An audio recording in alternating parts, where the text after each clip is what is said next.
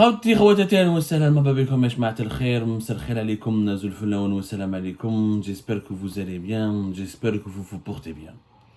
Vous savez, des fois je trouve des sujets et des thèmes à aborder lors des discussions avec certains interlocuteurs.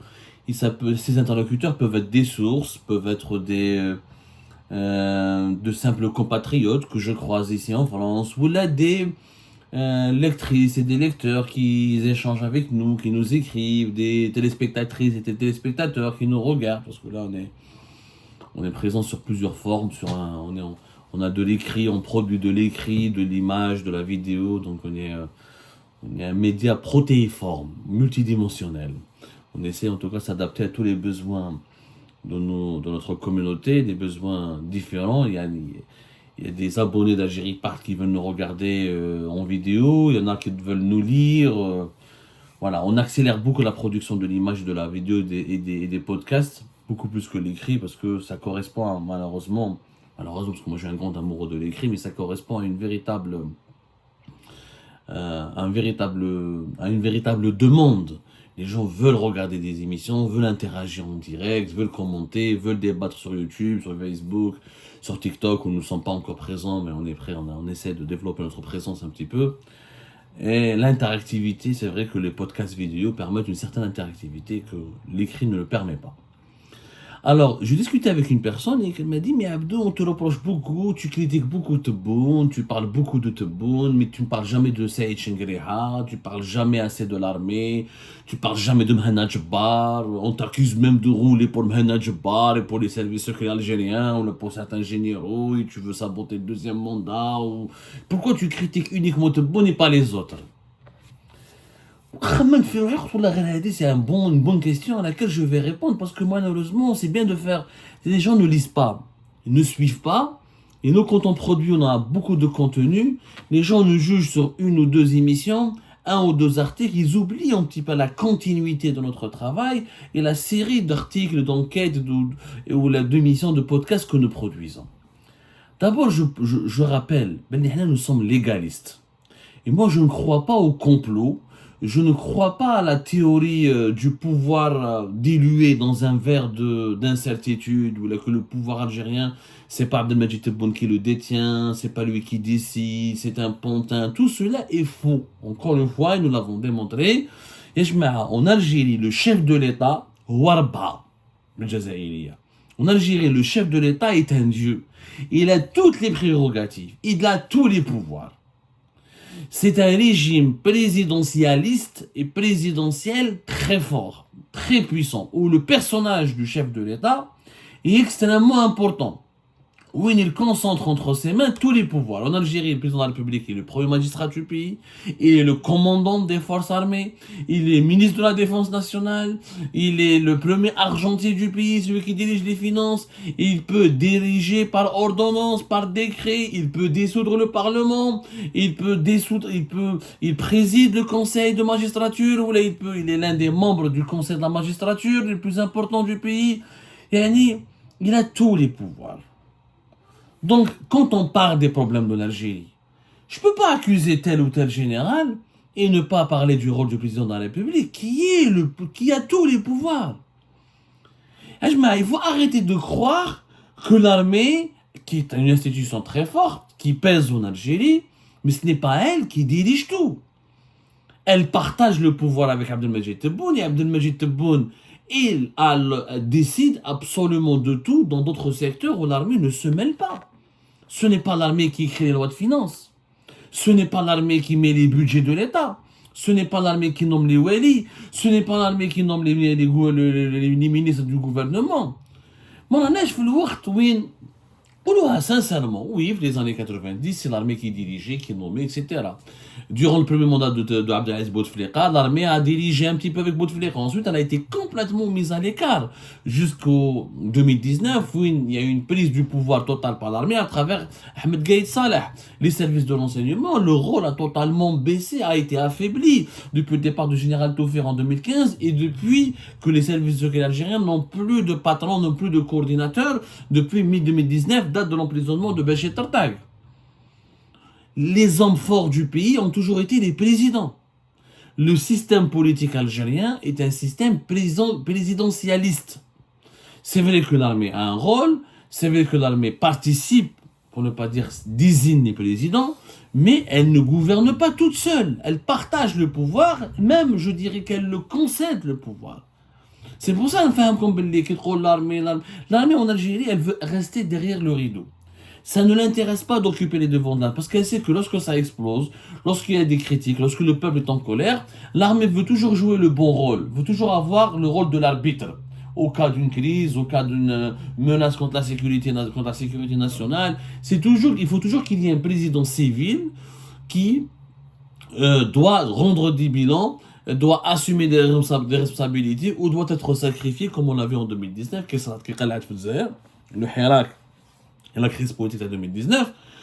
L'armée a fait quoi? Elle a destitué Bouteflika, elle a pris le pouvoir. Mais tout a été mis sur le dos de Bouteflika. Tout a été mis sur le dos de l'entourage de Bouteflika. L'armée n'a assumé aucune responsabilité dans la faillite économique ou dans la faillite politique. Il n'y avait pas une faillite économique réelle. Dans la mauvaise gestion, on va dire, économique et politique du pays. L'armée en Algérie ne décide pas de tout. Il faut sortir de ce mythe que c'est l'armée qui décide. Non, l'armée partage, mais elle concède. L'armée, au contraire, elle veut rester dans l'ombre, elle veut rester derrière le rideau, elle veut rester derrière un président qui doit la représenter, la protéger, qui doit défendre sa parole et qui doit, oui, la consulter, mais surtout qui doit décider aussi à sa place. Et aujourd'hui, Moulanesh, à l'époque de Gaï Salah, Moulanesh à l'époque de Khaled Nazar, Moulanesh à l'époque du général Toufir, on n'est pas à l'époque aussi de Mohamed Al-Ammari, des généraux des années 90. Il y a aujourd'hui une concentration des pouvoirs entre les mains de Tebboune. On le voit. On le voit, Tebboune occupe les devants de la scène, celui qui parle, celui qui s'exprime. Quand il part à l'étranger, c'est lui. Toutes les crises provoquées à l'extérieur du pays, c'est par des décisions de Tebboune. Les problèmes économiques du pays, ce sont des décisions de Tebboune ou des lois de Tebboune. La répression politique, c'est d'abord Tebboune qui l'assume, qui la revendique, qui le dit haut et fort. Saïd Chengriha, par exemple, est en train de le suivre. Regardez, oui, il y a Tebboune, Saïd Chengriha, il était un conseiller à lui. On a vu l'époque de Bouteflika. Mais je فلاش Gaï Salah يروح le GTA, يروح les matchs de la Coupe d'Algérie, il participait à des événements, mais pas à l'intégrité, à la totalité des événements. Gaï Salah était discret, il jouait le rôle du patron de l'armée, il faisait des activités militaires, il s'occupait des activités militaires, mais on le voit partout. On parlera tout à l'heure de cette fameuse image, cette position où il était assis à côté de Boualem lors de la cérémonie de la célébration du 1er mai dans la maison du peuple. Mais Chengriha partout, qui roh Tebboune Djelfa pour faire le barrage vert Sed al-Akhdar, تلقى Chengriha. Qui roh Tebboune pour inaugurer une foire, تلقى Saïd Chengriha. Qui Tebboune part au 1er mai, تلقى Saïd Chengriha. Quand Tebboune part à Tindouf, تلقى Saïd Chengriha. Partout Saïd Chengriha. Il le suit même dans les activités. À la grande mosquée d'Alger, il صلي Tebboune تلقى Saïd Chengriha يصلي معاه. Et pourquoi? Il l'accompagne. Il est là pour l'accompagner, pour appuyer sa légitimité, pour dire que nous sommes à ses côtés, pour le mettre en avant. Mais Saïd Chengriha ne fait rien sans Tebboune. Je te fais un mot le déroulement, les images parlent d'elles-mêmes. C'est Chengriha qui colle à Tebboune. Parce que c'est Chengriha qui a besoin de Tebboune, ce n'est pas le contraire. Et je mets un nest quand Tebboune veut enlever Chengriha. 2 secondes. Un décret, il n'est où Chengriha ne peut rien faire. Parce qu'il n'a pas le pouvoir de Gaï Salah. Il ne dirige pas l'armée depuis 10 ou 15 ans. Il n'a pas le même rapport avec Tebboune que Gaï Salah avait avec Bouteflika. Il n'y a pas les mêmes affinités. L'Algérie a changé. À moins que Chengriha ait l'épaule solide pour faire un coup d'État ou pour l'imposer comme l'a fait Gaï Salah en 2019. Mais ce n'est pas le cas. Chengriha est chef d'état-major depuis 2020. Il n'a pas beaucoup d'expérience aux commandes de l'armée. Et puis, il n'a pas le prestige d'un Khaled Nazar. Il n'a pas la force ou le charisme d'un général Toufir. Il n'est pas légendaire comme général Toufir. Ce n'est pas Mohamed. Il n'a pas aussi la force ou l'expérience ou la puissance d'un Mohamed Al-Ammari. Ce n'est pas. Il n'a pas ni l'influence, ni la force, ni la puissance d'un Gaï Salah. C'est encore un novice, Saïd Chengriha. Il est venu dans un moment compliqué de l'histoire de l'Algérie, à la mort brutale de Gaïd Salah. Il était lui-même, il avait beaucoup, lui-même il était impopulaire au sein de l'armée. Il a des adversaires, mais il a des partisans, mais il a beaucoup d'adversaires aussi. Ce n'est pas ce n'est pas, peut-être dans l'histoire de l'armée algérienne, ce n'est pas le chef d'état-major le plus puissant, ni le plus influent, ni le plus prestigieux.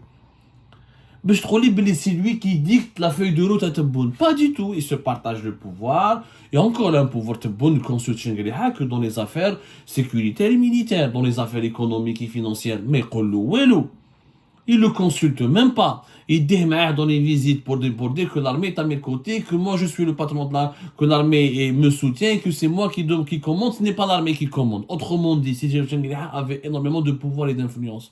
Pourquoi il s'affiche avec Tebboune dans tous les événements? Dans tous les événements. C'est réellement Chengueliha avait de la poigne, avait de l'influence, avait de la puissance. Il est devenu ministre de la Défense. D'abord, il n'est pas nommé. Je vous rappelle que ça fait 20 ans, maintenant, que nous n'avons pas, plus que 20 ans, un ministre délégué ou un vice-ministre de la Défense nationale. Gaïd Salah était patron de l'armée et vice-ministre de la Défense nationale. 2004 jusqu'en 2019.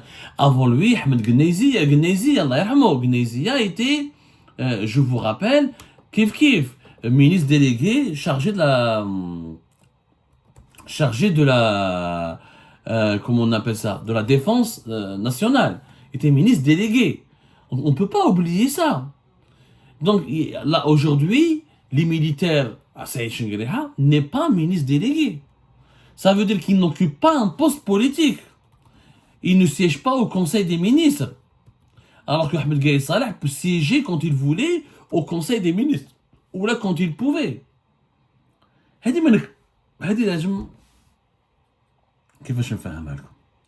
Pardonnez-moi, Ahmed Gaïd Salah, il est vice-ministre de la Défense nationale depuis 2013. Voilà. Date du départ, du remplacement de Abdelmalek Gneizi. C'est Abdelmalek Gneizi qui était ministre délégué auprès du ministère de la Défense nationale. C'était le poste c'était l'équivalent du vice-ministre de la Défense nationale et c'était lui qui dirigeait le ministère de la Défense nationale de 2005 à 2013. Ça fait 20 ans que l'Algérie n'a plus de ministre délégué au lieu de vice-ministre de la Défense nationale. Ça fait 20 ans qu'un militaire n'occupe pas un poste politique. Depuis 20 ans, ça ne s'est pas eu lieu.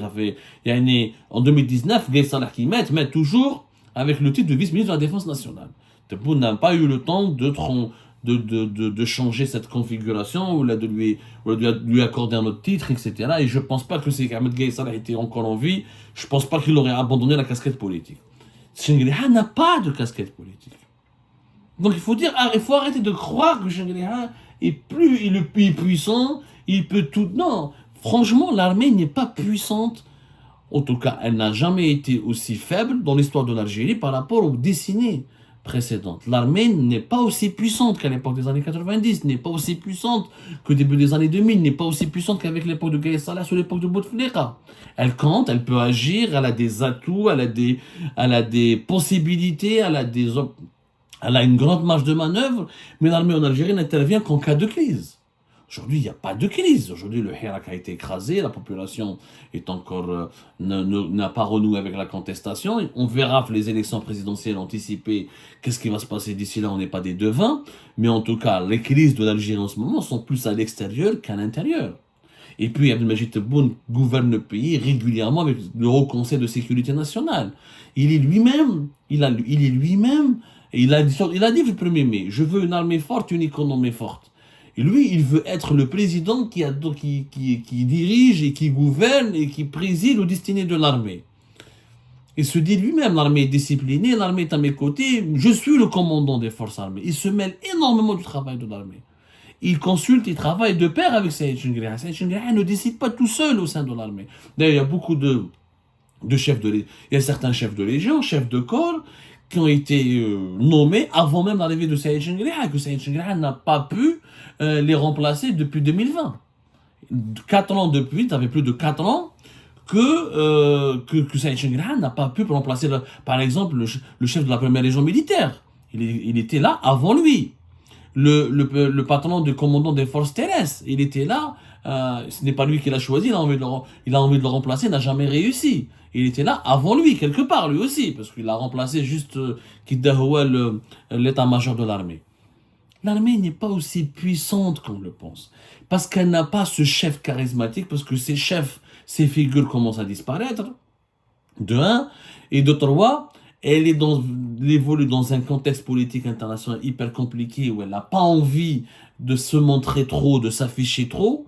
De trois, il n'y a pas une harmonie totale, une homogénéité totale. S'il y avait une homogénéité, une harmonie totale au sein de l'armée, il n'y aurait pas autant de généraux qui seraient en prison encore. Les emprisonnements permanents des généraux et des anciens officiers militaires nous démontrent qu'au sein de l'armée, il y a encore elle-même, l'armée fait l'objet de luttes de clans, de luttes d'influence, etc. Et que pour que l'armée puisse parler d'une seule voix, il faudrait que tout le monde soit uni derrière un seul chef, comme c'était le cas de Gaïd Salah. Ce n'est pas encore le cas de Saïd Chengriha.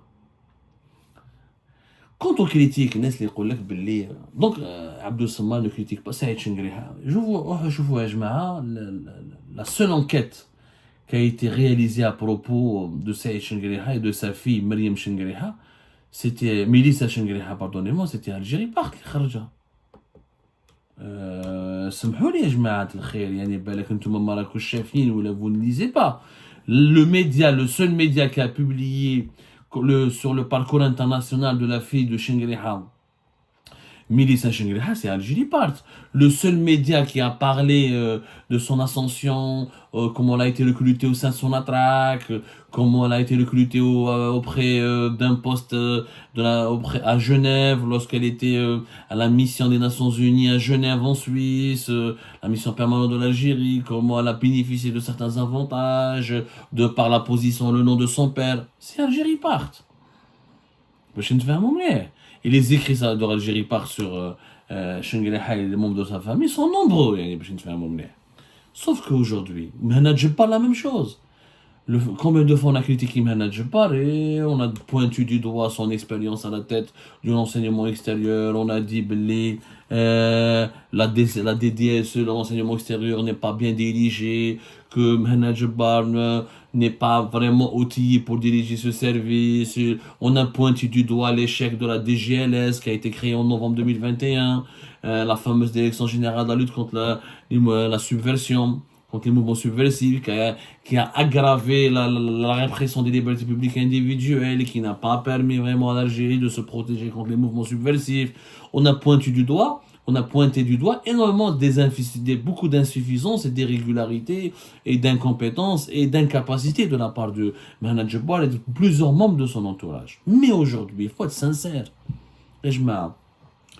L'erreur que font beaucoup d'Algériennes et d'Algériens, c'est qu'on croit qu'en changeant des généraux, ou là qu'en faisant tomber certains généraux, le système change. C'est complètement faux. Et alors Mehmet Jebbar, d'ailleurs, combien de généraux, combien de services secrets algériens, Abdelghani Rachdi, comment il s'appelle, général-major Mahfoud, Bouzi, général Youssef, qui est en prison d'ailleurs. Il y a eu plusieurs changements de généraux. Est-ce que le système algérien a changé pour autant? Pas du tout. À l'époque, rappelez-vous de Wassini Bouazza. À l'époque de Gaïd Salah, c'était Wassini Bouazza, lui le principal artisan de la répression du Hirak, de la persécution du Hirak, de la division du pays entre celui qui avait initié la politique de la division au sein du Hirak, Wassini Bouazza. Est-ce que la répression pour autant c'était ça a baissé ou là a diminué? Pas du tout. La répression avant Bouazza, après Bouazza était beaucoup plus intense, beaucoup plus brutale, beaucoup plus puissante qu'à l'époque de Bouazza. C'est après Bouazza, il y a eu le plus grand nombre d'emprisonnements de Hirakis, sur le Hirak qui a été stoppé brutalement, où il y avait une diabolisation absolue. Non, quand on enquête sur des hauts responsables du régime algérien, il nous faut des preuves, comme le cas par exemple de Farizdine Benchir. On a eu des preuves, on a eu des documents, on a eu etc. Et comme c'était le cas du PDG de Sonatrach, il faut des enquêtes. On ne peut pas construire des enquêtes et des révélations sur des bases non solides, sur des accusations imaginaires, sur de l'insulte, sur du fantasme. Il faut des bases, il faut des faits, il faut des faits vérifiés, des documents, il faut mener. L'enquête demande du temps. Et puis, là, Et puis, il ne faut pas se tromper on a fait les Zindine Béchir. Est-ce que l'Algérie, pour autant, s'est développée, s'est améliorée? Est-ce que les libertés individuelles ont été restaurées? Est-ce que la croissance économique du pays est redémarrée? Est-ce que le pays s'est redressé? Est-ce qu'il y a une relance de l'économie algérienne? Est-ce que les Algériens et les Algériens vivent mieux? C'est pas du tout. Khorté, pas du tout. Et je mets à la chute d'un dirigeant du régime ne signifie pas la fin du régime. Je suis le seul à le dire. L'histoire enregistre.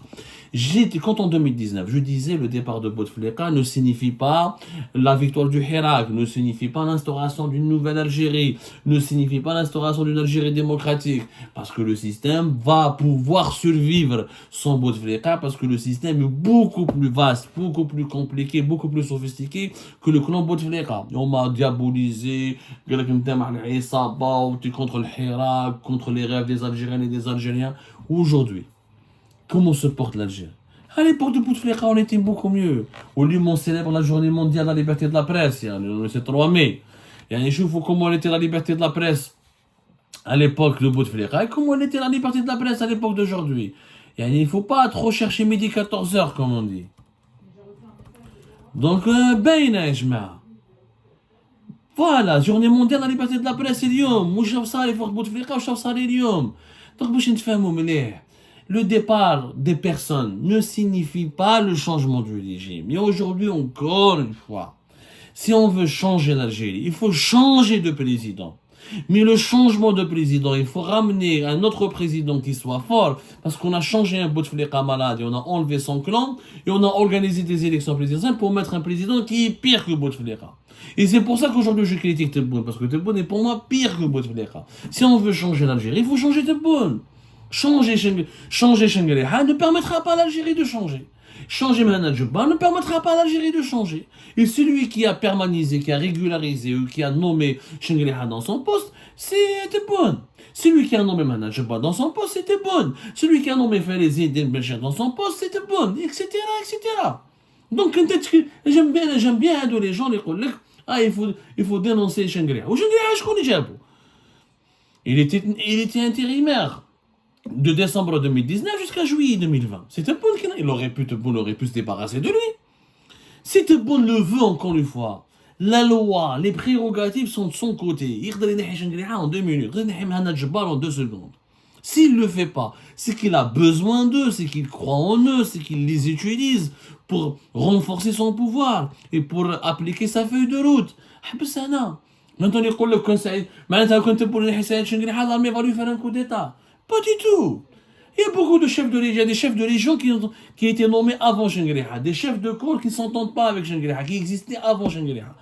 C'est pas Gaye Salah qui a, lors de l'affaire, Gaye Salah était puissant en 2019, parce que en 2018, après l'affaire de la cocaïne, c'était un scandale de cocaïne à Port-Donald en mai 2018, Tebboune, pardonnez-moi, Gaye Salah, avant même la crise politique de 2019, de l'été 2018, jusqu'à février 2019, il avait enlevé des chefs de légion, il avait instauré ses propres hommes, il s'était emparé de la DCSA, il avait instauré ses propres hommes au sein de la DCS sécurité militaire, il s'était emparé totalement de la justice militaire, il a exercé un pouvoir absolu, en profitant du scandale de la cocaïne du Port-Donald. Bouteflika lui a cédé le pouvoir. Parce que le scandale de la cocaïne à Port-Donald, où Bouteflika a été tellement affaibli, malade, qui ne pouvait pas régner et gouverner, c'est Saïd Bouteflika, son frère, qui remplaçait à la tête du clan Bouteflika.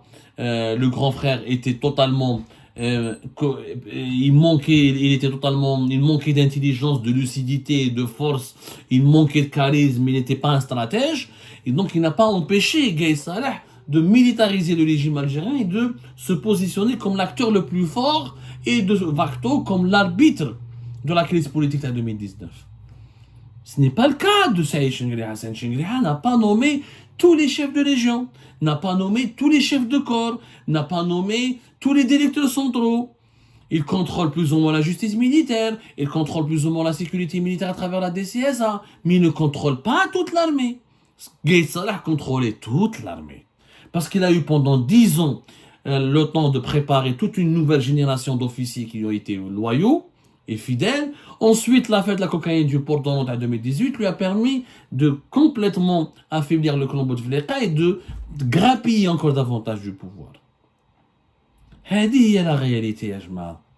Donc اليوم تقولوا ليش باللي تبون il faut pas critiquer, il faut pas s'en prendre à lui, il faut lui donner le bénéfice du doute, c'est les autres qui l'empêchent de diriger, qui c'est pas vrai, ce n'est pas vrai. Tebboune a tous les pouvoirs aujourd'hui. C'est peut-être le président qui a eu le plus de pouvoir durant ces 10 ou 15 dernières années. Parce qu'il a en face de lui une armée qui n'est pas aussi puissante, qui n'est pas aussi interventionniste dans les affaires économiques et juridiques et légales et politiques du pays, et qui n'est pas aussi, comment dirais-je, structurée, aussi puissante, aussi unifiée pour parler d'une seule voix. باش نقولها لكم صراحة faut être sincère avec vous ما نكذبش عليكم ما نبيع لكمش الأوهام ou les théories du complot ou la théorie que le pouvoir algérien il est détenu par des décideurs de l'ombre, que Tebboune n'est qu'un pantin. Ce n'est pas vrai. Si vous voulez aujourd'hui changer l'Algérie, il faut changer un autre président. Il faut un président fort, lui-même un nouveau président. Il va utiliser tous ses pouvoirs pour faire le ménage au sein de l'armée, pour faire le ménage au sein des services de renseignement, pour bâtir un État moderne. C'est la réalité que vous devez comprendre. Et c'est pour cette raison que nous, on est dans nos critiques, dans nos diagnostics, dans nos constats, dans nos enquêtes, on met toujours en valeur le rôle et la responsabilité du chef de l'État.